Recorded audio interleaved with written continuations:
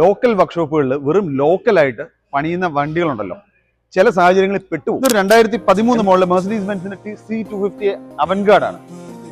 പല വർക്ക്ഷോപ്പുകളിൽ പരീക്ഷിച്ചിട്ട് കമ്പനിയിലൊന്നും പണിയുന്ന വണ്ടിയല്ല, കൂളൻ ലീക്കാ, എന്ത് ചെയ്തിട്ടും തീരുന്നില്ല. അങ്ങനെ പല പ്രാവശ്യമായിട്ട് ഒട്ടിച്ചു വെക്കുക, അല്ലെ വേറെ പൈപ്പ് സൂട്ടാക്കുക, എവിടേക്കിട്ട് ഇത്രയും വിലയുടെ വണ്ടിയല്ലേ, അല്ലെങ്കിൽ ഇത്രയും ഹീറ്റ് ആകുന്ന വണ്ടിയല്ലേ, കസ്റ്റമർക്ക് ചുരുക്കം പറഞ്ഞ 2 കിലോമീറ്ററിനുള്ളിൽ ഒരു ഡ്രൈവ് പോകാൻ പറ്റുന്നില്ല. അങ്ങനെ ആരൊക്കെയോ റെഫർ ചെയ്ത് നമ്മുടെ ഇവിടെ എത്തിച്ചേർന്നു. നമ്മൾ ലീക്ക് ടെസ്റ്റ് ചെയ്ത് കഴിഞ്ഞാൽ മനസ്സിലാക്കി ഇതിന്റെ പല ഹോസുകളും അതുപോലെ തന്നെ കണക്ടേഴ്സും ഒക്കെ ഡാമേജ് ആണ്. റേഡിയേറ്റർ സൈഡ് ടാങ്ക് ലീക്ക് ഉണ്ട്, വാട്ടർ പമ്പ് ഡാമേജ് ആയിട്ടുണ്ട്. സോ ഞാൻ നേരത്തെ പറഞ്ഞുമായിട്ട് കണക്ട് ചെയ്യുന്നത് എന്താണെന്ന് വെച്ച് കഴിഞ്ഞാൽ ഇത് കണ്ടോ, ചില ചെറിയ ഹോസുകൾ, കണക്ടേഴ്സ്, ഇതിൻ്റെയൊക്കെ വില 500 രൂപ, 600 രൂപ, ചിലതിന് 1200 രൂപ. പക്ഷെ വിലയുള്ള ഹോസുകളും ഉണ്ട് കേട്ടോ. ഇതൊക്കെ എന്ന് പറഞ്ഞാൽ ഡ്യൂപ്ലിക്കേറ്റ് കിട്ടത്തില്ല. അപ്പൊ എന്ത് ചെയ്യും?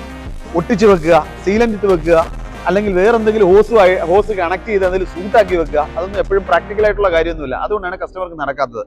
പിന്നെ റേഡിയേറ്റർ ഇപ്പോൾ മാറുന്നുണ്ട്, അത്യാവശ്യം നല്ല റേഡിയേറ്റർ ആണ്, ഒറിജിനൽ ഒന്നും അല്ല മാറുന്നത്, കാരണം പഴയ വണ്ടിയല്ലേ. അതുപോലെ തന്നെ വാട്ടർ പമ്പ് ഒറിജിനലാണ് ഇട്ടിരിക്കുന്നത്. ഇപ്പൊ ഇത് മാറിക്കഴിഞ്ഞ് കഴിഞ്ഞാൽ നല്ല പെർഫെക്റ്റ് ആയിട്ട് ഓടിക്കോളും.